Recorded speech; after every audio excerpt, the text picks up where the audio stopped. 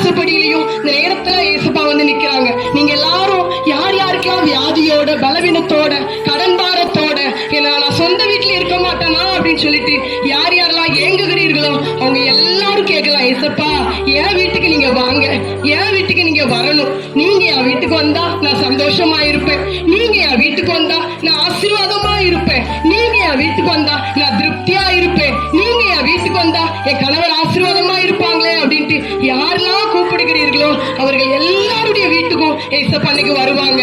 நாங்க மாத்திரமல்ல, எங்களோட ஏசப்பா வந்திருக்காங்க நம்பிக்கையில நாங்க வந்திருக்கிறோம். அதனால ஏசப்பா அவங்க எல்லாருடைய வீட்டுக்கு வருவாங்க.